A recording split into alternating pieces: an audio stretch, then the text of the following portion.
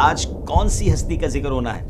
سچ بتاؤں، اس ہستی کا ذکر ہونا ہے جس سے ہم سب کو پیار ہے۔ ان کا نام لیں تو قوت سی آ جاتی ہے، ہمت سی آ جاتی ہے۔ آپ نے اس سے فرمایا، اے شخص، اگر واقعی تیرے والد تجھ سے راضی ہو گئے تھے تو اطمینان رکھ، انشاءاللہ سب بہتر ہو جائے گا۔ آپ رضی اللہ تعالیٰ عنہ کی دعا کا اثر دیکھیے کہ یہ سنتے ہی وہ بنا کسی تکلیف کے اٹھ کر کھڑا ہو گیا۔ یہ شان اور مقام و مرتبہ ہے اللہ پاک کے نزدیک اہل بیت نبوت کے امام امیر المومنین شیر خدا مولا علی المرتضیٰ کرم اللہ تعالی وجہ الکریم کا۔ اور مولا علی اس بستر پر سوئے تھے جہاں اٹیک ہونے والا تھا، مگر نبی پاک پر ان کی جانیں قربان تھی۔ کیسی عظیم ہستیاں ہیں۔ باقی تمام غزوات و جہاد میں آپ نے شریک ہو کر بڑی جاں بازی کے ساتھ کفار کا مقابلہ کیا اور بڑے بڑے بہادروں کو اپنی تلوار سے موت کے گھاٹ اتار دیا۔ نبی پاک علیہ الصلوۃ والسلام نے مولا علی کی طرف مخاطب ہوتے ہوئے فرمایا، علی ان کو روکو۔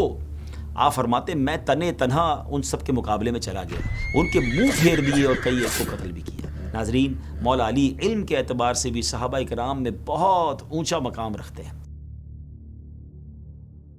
بسم اللہ الرحمن الرحیم، السلام علیکم ورحمۃ اللہ وبرکاتہ۔ ناظرین، ایک بار پھر ہماری ویب سیریز عظمت و شان اہل بیت رسول میں آپ سب کو مرحبا کہتے ہیں۔ آج کون سی ہستی کا ذکر ہونا ہے؟ سچ بتاؤں، اس ہستی کا ذکر ہونا ہے جس سے ہم سب کو پیار ہے۔ جی ہاں، آپ کو بھی بے انتہا پیار ہے اور مجھے بھی بے انتہا پیار ہے۔ اس ہستی کا میں نام کیا لوں؟ ان کا نام لیں تو قوت سی آ جاتی ہے، ہمت سی آ جاتی ہے۔ بتاؤں کون ہے؟ ایسا کرتے ہیں ان کا واقعہ سناتے ہیں۔ سبحان اللہ، وہ ہیں ہمارے مولا علی شیر خدا کرم اللہ تعالی وجہ الکریم۔ آپ اپنے دونوں شہزادوں حضرت امام حسن اور امام حسین کے ساتھ حرم کعبہ میں حاضر تھے۔ آپ نے دیکھا کہ وہاں ایک شخص خوب رو رو کر اپنی حاجت کے لیے دعا مانگ رہا ہے۔ آپ نے حکم دیا کہ شخص کو میرے پاس لاؤ۔ اس شخص کی ایک کروٹ چونکہ فالج زدہ تھی، لہٰذا وہ زمین پر گھسٹتا ہوا آپ کے پاس حاضر ہوا۔ آپ نے اس سے اس کی حاجت پوچھی تو اس نے کہا کہ اے امیر المومنین، میں گناہوں کے معاملے میں نہایت بے باک تھا۔ میرے والد جو ایک نیک اور صالح مسلمان تھے، وہ مجھے بار بار ٹوکتے اور گناہوں سے روکتے تھے۔ ایک دن ان کی نصیحت سے مجھے غصہ آ گیا اور میں نے ان پر ہاتھ اٹھا دیا۔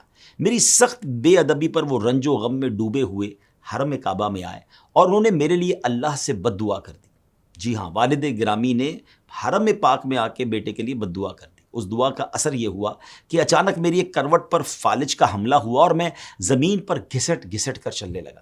اس غیبی سزا سے مجھے بڑی عبرت حاصل ہوئی اور میں نے رو رو کر اپنے والد سے معافی مانگی۔ انہوں نے مجھ پر شفقت کرتے ہوئے مجھ پر رحم کھایا اور مجھے معاف کر دیا اور پھر فرمایا، بیٹا چل، میں نے جہاں تیرے لیے بد دعا کی تھی وہیں اب تیرے لیے صحت کی دعا مانگوں گا۔ چنانچہ اس کے بعد ہم باپ بیٹے اونٹنی پر سوار ہو کر مکہ مکرمہ آ رہے تھے کہ راستے میں اچانک اونٹنی بدک کر بھاگنے لگی۔ میرے والد اس کی پیٹھ پر سے گر کر دو چٹانوں کے درمیان گرے اور وفات پا گئے۔ اب میں اکیلا ہی حرم کعبہ میں حاضر ہوں، دن رات رو رو کر خدا تعالیٰ سے اپنی تندرستی کے لیے دعائیں مانگتا رہتا ہوں۔ ناظرین، مولا علی کو اس کی داستان سن کر اس پر بڑا رحم آیا۔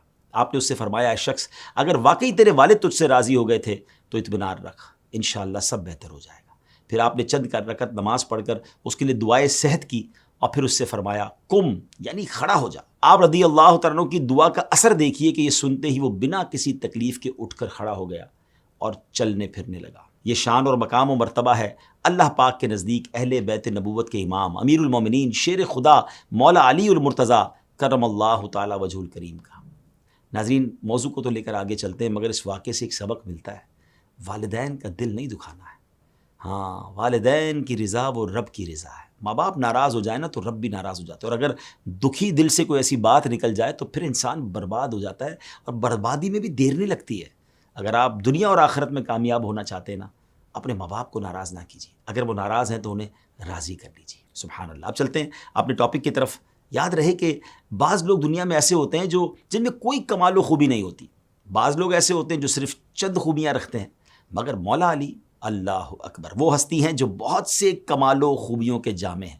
آپ شیر خدا بھی ہیں اور داماد مصطفیٰ بھی ہیں، حیدر کرار بھی ہیں اور صاحب ذوالفقار بھی، حضرت فاطمہ الزہرا کے شوہر نامدار بھی اور حسنین کریمین کے والد بزرگوار بھی، صاحب سخاوت بھی اور صاحب شجاعت بھی، عبادت و ریاضت والے بھی اور فصاحت و بلاغت والے بھی، حلم والے بھی اور علم والے بھی، فاتح خیبر بھی اور میدان خطابت کے شاہ سوار بھی۔ غرض ہے کہ آپ رضی اللہ تعالیٰ عنہ بہت سے کمالات و خوبیوں کے جامع ہیں اور ہر ایک میں ہی ممتاز ہیں، اس لیے دنیا آپ رضی اللہ تعالیٰ عنہ کو مظہر العجائب سے یاد کرتی ہے اور قیامت تک اسی طرح یاد کرتی رہے گی۔ آپ رضی اللہ تعالیٰ عنہ واقعہ فیل کے 30 سال بعد پیدا ہوئے اعلان نبوت سے پہلے ہی آپ پیارے آقا علیہ الصلوۃ والسلام کی پرورش میں آ گئے تھے۔ جب قریش قحط میں مبتلا ہوئے تھے تو پیارے آقا نے اپنے چچا ابو طالب کا بوجھ ہلکا کرنے کے لیے آپ کو اپنی کفالت میں لے لیا تھا۔ اس طرح پیارے آقا کے سائے میں آپ رضی اللہ تعالی عنہ نے پرورش پائی اور انہی کی گود میں ہوش سنبھالا۔ آنکھ کھلتے ہی پیارے آقا کا جمال نبوت دیکھا، آپ ہی کی باتیں سنی اور آپ ہی کی عادتیں سیکھیں۔ اس لیے بتوں کی نجاست سے آپ کا دامن کبھی آلودہ نہ ہوا، یعنی آپ رضی اللہ تعالی عنہ نے کبھی بت پرستی نہ کی، اور اسی لیے کرم اللہ تعالی وجہ الکریم یہ آپ کا لقب ہوا۔ آپ 9 عمر لوگوں میں سب سے پہلے اسلام سے مشرف ہوئے۔ آپ نے 8، 9 یا 10 سال کی عمر میں اسلام قبول کیا۔ آپ کے اسلام قبول کرنے کی تفصیل بھی بڑی نرالی ہے۔ ایک مرتبہ آپ رضی اللہ تعالیٰ عنہ نے پیارے آقا اور حضرت خدیجہ رضی اللہ تعالیٰ عنہ کو رات میں نماز پڑھتے ہوئے دیکھا۔ جب یہ لوگ نماز سے فارغ ہوئے تو آپ نے پیارے آقا سے پوچھا کہ یہ آپ لوگ کیا کر رہے تھے؟ تو نبی پاک علیہ الصلوۃ والسلام نے فرمایا کہ یہ اللہ تعالیٰ کا ایسا دین ہے جس کو اس نے اپنے لیے منتخب کیا ہے، یعنی چنا ہے، اور اس کی تبلیغ و اشاعت کے لیے اپنے رسول کو بھیجا ہے۔ لہٰذا میں تم کو بھی ایسے معبود کی طرف بلاتا ہوں جو اکیلا ہے اور اس کا کوئی شریک نہیں، اور میں تم کو اسی کی عبادت کا حکم دیتا ہوں۔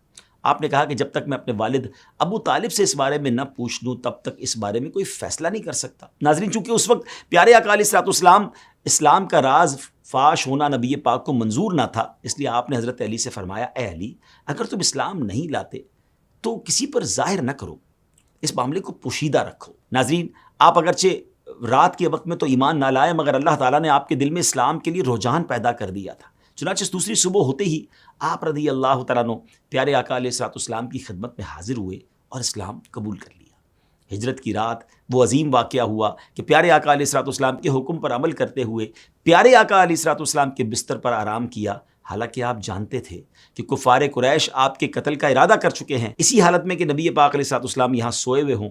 اس لیے خدا تعالیٰ نے آپ علیہ الصلوۃ والسلام کو اپنے بستر پر سونے سے منع فرما دیا ہے۔ آج نبی پاک کا بستر قتل گاہ ہے، لیکن اللہ کے محبوب کے اس فرمان سے کہ تمہیں کوئی تکلیف نہ ہوگی، قریش کی امانتیں دے کر تم بھی مدینے چلے آنا۔ اب مولا علی کہتے ہیں بس مجھے پورا یقین تھا، میرے آقا نے جب یہ فرمایا نا کہ امانتیں لوٹا کر مدینے آ جانا، تو مجھے پتہ چل گیا کہ اس رات مجھ پہ کچھ بھی نہیں ہونا۔ کہتے ہیں لوگوں کے لیے شاید وہ کانٹے کی سیج ہو، میرے لیے وہ پھولوں کی سیج تھی، اور نبی پاک کے بستر پر بڑی سکون سے میں نے وہ رات گزاری۔ اللہ اکبر، گویا یہ سوسائڈ اٹیک ہو سکتا تھا، اور مولا علی اس بستر پر سوئے تھے جہاں اٹیک ہونے والا تھا، مگر نبی پاک پر ان کی جانیں قربان تھی۔ کیسی عظیم ہستیاں ہیں۔ اور وہ صبح اٹھ کر ایسا ہی ہوا، آپ کہتے ہیں صبح اٹھ کر میں نے سب کے سامنے امانتیں جو ہیں وہ وہاں کے مکے کے لوگوں کو، ان کے مالکوں کو سونپنا شروع کی، کسی سے نہیں چھپا۔ 3 دن مکے میں رہا، اور پھر امانتوں کے ادا کرنے کے بعد میں بھی مدینے کی طرف چل پڑا۔ راستے میں بھی کسی نے مجھے کوئی تکلیف نہیں پہنچائی، یہاں تک کہ خیر سے میں مدینہ منورہ کی وادی قباء میں پہنچ گیا۔ ناظرین، یہاں ایک اور بات سمجھنے والی ہے۔ نبی پاک پر کفار حملہ کر رہے ہیں، پیارے آقا علیہ الصلوۃ والسلام کی جان لینا چاہتے ہیں، مگر نبی پاک ہی کے پاس ان کی امانتیں موجود ہیں۔ آپ ذرا غور کریں، یعنی نبی پاک کا کردار کیسا تھا کہ وہ ان کے دین کو نہیں مان رہے تھے، لیکن امین پھر بھی مانتے تھے۔ یہاں درس ہے ہمارے لیے کہ کیا ہم امانت دار ہیں؟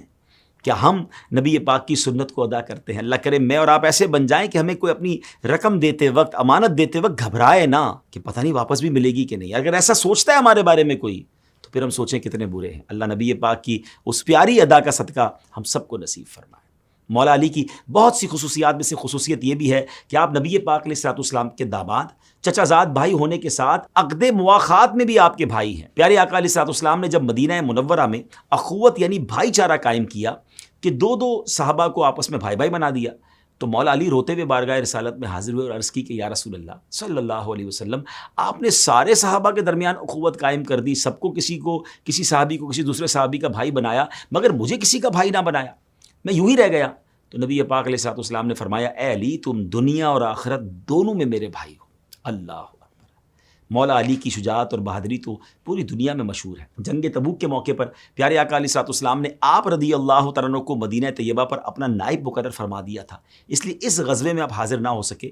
باقی تمام غزوات و جہاد میں آپ نے شریک ہو کر بڑی جاں بازی کے ساتھ کفار کا مقابلہ کیا اور بڑے بڑے بہادروں کو اپنی تلوار سے موت کے گھاٹ اتار دیا۔ غزوہ احد کے موقع پر جب افراتفری پھیل گئی اور کفار گروہ در گروہ پیارے آقا علیہ الصلوۃ والسلام پر حملہ کرنے کے لیے آنے لگے، نبی پاک علیہ الصلوۃ والسلام نے مولا علی کی طرف مخاطب ہوتے ہوئے فرمایا، علی ان کو روکو۔ آپ فرماتے میں تنہا ان سب کے مقابلے میں چلا گیا، ان کے منہ پھیر دیے اور کئی ایک کو قتل بھی کیا۔ اس کے بعد پھر ایک گروہ نبی پاک پر حملہ کرنے کی نیت سے بڑھا تو پیارے آقا نے پھر میری طرف اشارہ فرمایا تو میں نے پھر اس گروہ کا اکیلے مقابلہ کیا۔ اس کے بعد حضرت جبریل علیہ السلام نے آ کر نبی پاک سے میری بہادری اور مدد کی تعریف کی تو سرکار دو عالم علیہ السلام نے فرمایا بے شک علی مجھ سے ہیں اور میں علی سے ہوں۔ مطلب یہ کہ علی کو مجھ سے کمال قرب حاصل ہے۔ نبی پاک علیہ السلام کے اس فرمان کو سن کر حضرت جبرائیل نے عرض کیا اور میں آپ دونوں سے ہوں۔ آئے ہائے کیا مرتبہ ہے مولا علی شیر خدا کا۔ غزوہ خیبر کے موقع پر اللہ اکبر مرحب کا قلعہ فتح نہیں ہو رہا تھا۔ جب اس مہم میں بہت زیادہ دیر ہو گئی تو ایک دن نبی پاک نے فرمایا میں یہ جھنڈا کل ایک ایسے شخص کو دوں گا جس کے ہاتھ پر خدا تعالیٰ فتح عطا فرمائے گا۔ وہ شخص اللہ اور اس کے رسول کو دوست رکھتا ہے اور اللہ اور رسول اس کو دوست رکھتے ہیں۔ اور پھر وہ جھنڈا نبی پاک نے مولا علی شیر خدا کرم اللہ تعالیٰ وجہ الکریم کو عطا فرمایا۔ آپ نے بہادری سے مرحب کا مقابلہ کیا۔ یہ اس قوم کا سردار اور اس قلعے کا اونر تھا۔ مرحب نے آپ کے سامنے بھی اپنی طاقت کا اظہار کیا اور آپ کو خوفزدہ کرنے کی کوشش کی تو آپ رضی اللہ تعالیٰ عنہ نے اس سے فرمایا کہ میں وہ شخص ہوں کہ میری ماں نے میرا نام شیر رکھا ہے، میری صورت جھاڑیوں میں رہنے والے شیر کی طرح خوفناک ہے۔ ناظرین مرحب آپ کے سامنے بڑے گھمنڈ سے آیا تھا لیکن شیر خدا مولا علی نے اس زور سے اسے تلوار ماری کہ تلوار اس کے سر کو کاٹتی ہوئی دانتوں تک پہنچ گئی اور وہ زمین پر ڈھیر ہو گیا۔ اس کے بعد آپ نے فتح کا اعلان فرما دیا۔ حضرت جابر بن عبداللہ رضی اللہ تعالیٰ عنہ سے روایت ہے کہ اس روز آپ نے خیبر کا دروازہ اپنی پیٹھ پر اٹھا لیا تھا اور اس پر مسلمانوں نے چڑھ کر قلعے کو فتح کر لیا تھا۔ پھر جب کئی لوگوں نے اس دروازے کو گھسیٹنے کی کوشش کی تو 40 لوگ بھی مل کر اسے اٹھا نہیں پا رہے تھے۔ پیارے آقا علیہ السلام کے ذرا فرامین تو سنیے۔ فرمایا علی سے منافق محبت نہیں کرتا اور مومن علی سے بغض و عداوت نہیں رکھتا۔ فرمایا جس نے علی کو برا بھلا کہا تو تحقیق اس نے مجھ کو برا بھلا کہا، جس نے علی سے محبت کی اس نے مجھ سے محبت کی، اور جس نے مجھ سے محبت کی اس نے اللہ تعالیٰ سے محبت کی، جس نے علی سے دشمنی کی اس نے مجھ سے دشمنی کی، اور جس نے مجھ سے دشمنی کی اس نے اللہ سے دشمنی کی۔ ایک دن مولا علی نے کھلے میدان میں بہت سے لوگوں کو جمع کر کے فرمایا کہ میں اللہ کی قسم دے کر تم لوگوں سے پوچھتا ہوں کہ رسول خدا علیہ السلام نے یوم غدیر میں میرے بارے میں کیا ارشاد فرمایا تھا۔ تو اس کراؤڈ میں سے 30 آدمی کھڑے ہوئے اور لوگوں نے گواہی دی کہ پیارے آقا نے اس روز فرمایا تھا میں جس کا مولا ہوں علی بھی اس کے مولا ہے۔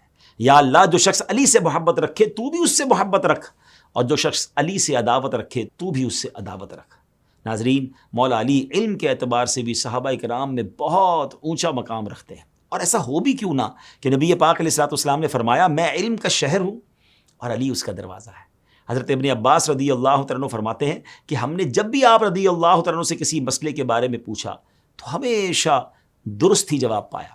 حضرت عائشہ صدیقہ رضی اللہ تعالیٰ عنہ کے سامنے جب حضرت علی کا ذکر ہوا تو آپ نے فرمایا کہ علی سے زیادہ مسائل شریعہ کا جاننے والا کوئی اور نہیں ہے۔ حضرت سعید بن مسیب رضی اللہ تعالیٰ عنہ فرماتے ہیں کہ نبی پاک کے صحابہ میں سوائے حضرت علی کے کوئی یہ کہنے والا نہیں تھا کہ جو کچھ پوچھنا ہو مجھ سے پوچھ لو۔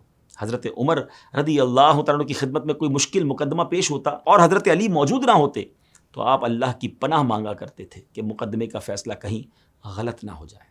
ناظرین مولا علی کے فیصلوں سے متعلق کئی حیران کر دینے والے واقعات بھی، بڑے امیزنگ فیصلے اور ایسے عقل کے فیصلے کہ آج سنیں تو ہماری عقلیں حیران ہو جائے۔ کچھ مثالیں دیتا ہوں، ویری انٹرسٹنگ سٹوریز۔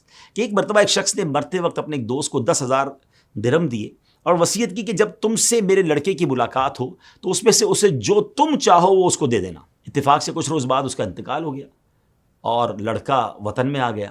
اس موقع پر مولا علی نے اس شخص سے پوچھا کہ بتاؤ تم مرحوم کے لڑکے کو کتنا دو گے؟ اس نے کہا 1,000 درہم۔ تو آپ رضی اللہ تعالیٰ نے فرمایا اب تم اس کو 9,000 دو، اس لیے کہ جو تم نے چاہا تھا نا وہ 9,000 ہیں، اور مرحوم نے یہ وصیت کی تھی جو تم چاہو وہ اس کو دے دینا۔ یعنی اپنے لیے 9,000 سوچے تھے نا، 1,000 اس کو دینے کا سوچا تھا۔ وصیت کیا تھی؟ جو تم چاہو۔ آئے ہائے، فرمایا تم چاہ رہے تھے کہ 9,000 خود رکھ لو تو اب 9,000 اس لڑکے کو دو۔ کیا کمال کا فیصلہ تھا۔ ایک مرتبہ 2 عورتیں ایک لڑکے کے متعلق جھگڑا کرتی ہوئی آپ کے پاس آئیں۔ دونوں کا کہنا تھا لڑکا میرا ہے۔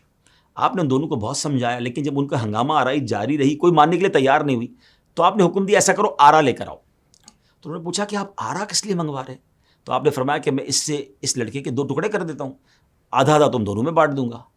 اللہ اکبر۔ جیسے ہی یہ ایک عورت نے سنا وہ بے قرار ہو گئی۔ حقیقی ماں تھی نا، وہ کب چاہتی، کہتی حضور نہیں آپ نے اس بچے کے 2 ٹکڑے نہیں کرنے، بچہ آپ ہی رکھ لیں اور بچہ اس کو دے دے، میرا نہیں ہے اس کا ہے۔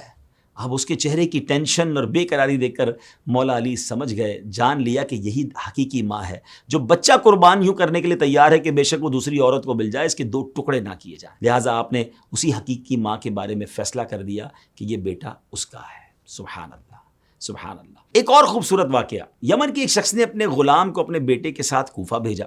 اتفاق سے راستے میں ان دونوں میں سے آپس میں کسی بات کو لے کر جھگڑا ہو گیا، جس پر اس لڑکے نے غلام کو مارا اور بدلے میں غلام نے بھی اسے گالیاں دی۔ خیر یہ دونوں جب کوفہ پہنچے تو کوفہ پہنچ کر غلام نے یہ دعویٰ کر دیا کہ لڑکا میرا غلام ہے، اور یہ کہہ کر اس کو بیچنے کا پلان بنا دیا۔ اب کتنی عجیب بات ہے کہ اپنے آقا کوئی غلام کہہ دیا اور کہا میں اس کو بیچوں گا۔ اب مولا علی کے دربار میں یہ کیس پہنچا کہ وہ کہتا ہے میرا غلام ہے، وہ کہتا ہے نہیں یہ میرا غلام ہے۔ تو آپ نے اپنے خادم کمبر سے فرمایا کہ اس کمرے کی دیوار میں 2 بڑے بڑے سوراخ بناؤ اور دونوں سے کہو اپنے اپنے سر ان سوراخوں میں باہر نکالیں۔